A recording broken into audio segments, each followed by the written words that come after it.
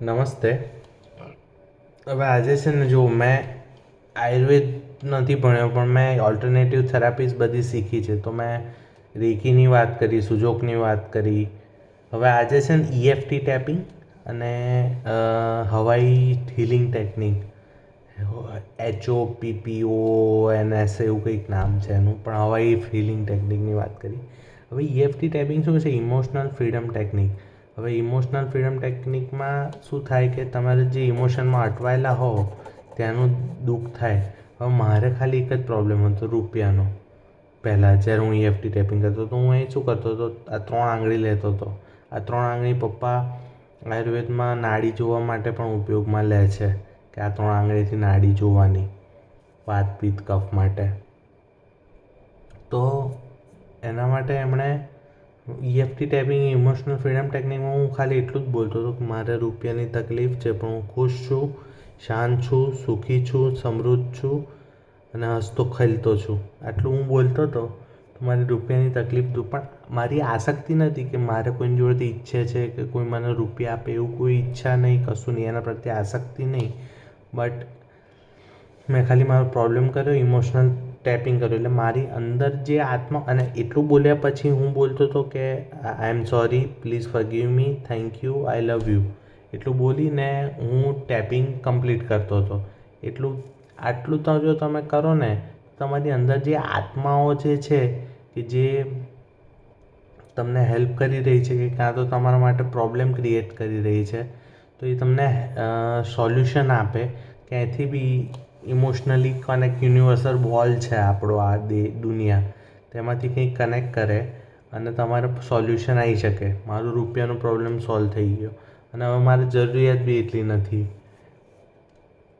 કે મારે જરૂર પડે. પણ તમે EFT ટેપિંગ અને હવાઈ હીલિંગ ટેકનિકનો ઉપયોગ કરો. ધારો કે એક આ પોઈન્ટ એડ કરજો, અહીંયા 2 પોઈન્ટ છે, અહીંયા 2 પોઈન્ટ છે અને અહીંયા પોઈન્ટ છે. તો આના સિવાય અહીંયા એક પોઈન્ટ છે, કેમ કે છે ને જ્યારે હું ઇમોશનલ ફ્રીડમ ટેકનિક કરતો હતો ને, તો મારો આ ટેટો છે ને એ ઊંચો નીચો થયા કરતો. જ્યારે હું ખાસ બોલું હવાઈ હીલિંગ ટેકનિકનું, I am sorry, please forgive me, thank you, I love you, એટલે મારી અંદર જે હતું ને એ મારી જોડેથી પ્રેમ ઈચ્છતું હતું. અને મેં માફી નહીં માંગી હોય કોઈ બાબતની, તો એ માફી બી ઈચ્છતું હશે. બેમાંથી એક હોવું જોઈએ, કે પ્રેમ ઈચ્છતું હતો કાં તો મારા તરફથી માફી ઈચ્છતું હતું. તો એવી એનર્જી, નેગેટિવ એનર્જી હતી, એને હીલ કરી મેં, અને એણે મારા માટે પોઝિટિવ કામ કર્યું. એટલે તમને ઘણીવાર, ધારો કે તમને તાવ છે કે કોઈ બી રોગ છે, કે મને આ રોગ છે છતાં હું શાંત છું, સુખી છું, ખુશ છું અને મને કોઈ તકલીફ નથી, અને હું એને એક્સેપ્ટ કરું છું. આમ કરીને તમે ટેપિંગ કરો ને, તો પ્રોબ્લેમ, જો તમે ઇમોશનલી ફ્રીડમ ઈચ્છતા હો, અને આ દ્વારા જ છે ને એ જે યોગમાં કીધું છે ને કે ચિત્તનો નિરોધ કરવો, એ ઇમોશનલ ફ્રીડમ જ છે એક પ્રકારનું, કે ચિત્તનો નિરોધ કરો એ પણ યોગ જ છે. તો તમારી જે ફિલિંગ્સ છે ને એ શાંત થશે, અને જો ફિલિંગ્સ શાંત થશે ને, ઇમોશનમાંથી બહાર આવશો ને, તો તમને ઘણા બધા રોગો ઓછા થઈ જશે. મને કોઈ પ્રકારનો રોગ છે જ નહીં. એક ડાયાબિટીસ છે, બટ એ પણ કહેવાય નહીં, એ પ્રી ડાયાબિટીક છે, એટલે બોર્ડર પર છે. એટલે એને બી ડાયાબિટીસ ના કહેવાય, પણ એની મેડિસિન આયુર્વેદિક મેં ચાલુ કરી દીધી છે અત્યારથી, એટલે કોઈ તકલીફ નથી પડી મને. પણ તમે જો આ ઇમોશનલ ફ્રીડમ ટેકનિક યુઝ કરશો તો તમે ઇમોશનમાંથી બહાર આવી શકશો, તમારું ચિત્ત શાંત પડશે. ચિત્ત શાંત પડશે તો તમારી બુદ્ધિ સારી રીતે વિચારી શકશે, વિવેકથી વિચારી શકશે, અને તમારા પ્રોબ્લેમ સોલ્વ થશે. અને હવાઈયન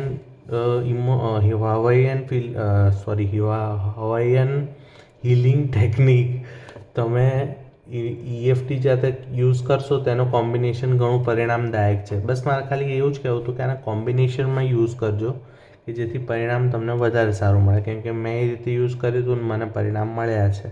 ઇમોશનલી બી હું શાંત રહ્યો. એનું એક્ઝામ્પલ છે, પ્રતિકભાઈ ગુજરી ગયા ત્યારે મારા મમ્મી પપ્પા રડતા હતા, અને મારી બહેન દુઃખી હતી, ને ઘરે જે બી આવતા હતા એ બધા રડતા હતા. પણ મેં આ EFT ટેપિંગને હવાઈ હીલિંગ ટેકનિક કરી હતી, તો મને એ દુઃખ ઓછું થયું, હું રડ્યો છું ઓછું, અને હું સમજીને એ જીવ્યો અને એક્સેપ્ટ કર્યું જેવી તકલીફ હતી, તો મને શાંતિ મળી અને હું શાંત રહી શક્યો.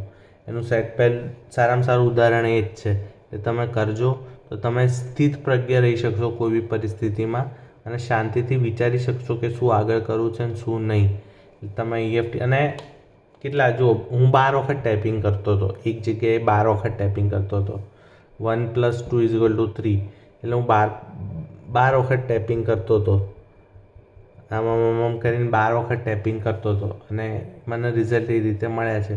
તમે અને મારા પ્રોબ્લેમ્સ પૈસાનો એવો કોઈ મને તકલીફ નથી, બટ મારી અંદર જે એનર્જી હતી ને એ નેગેટિવ હતી. એને શાંત કરવી બહુ જરૂરી હતી કે એને હું પ્રેમ આપું તો એ શાંત થાય, કાં તો હું એને માફી માગું તો શાંત થાય. બંને હતી, પણ પ્રેમવાળી વધારે હતી. જેને પ્રેમ જોઈતો હોય ને, જેને પ્રેમ ના મળ્યો હોય ને એ પ્રકારની એનર્જી હતી ને એ વધારે હતી. તો એ પ્રેમ આપ્યો તો મેં શાંત થઈ ગઈ. તો તમે પણ પ્રયત્ન કરો. અને આ ખાસ કરીને જે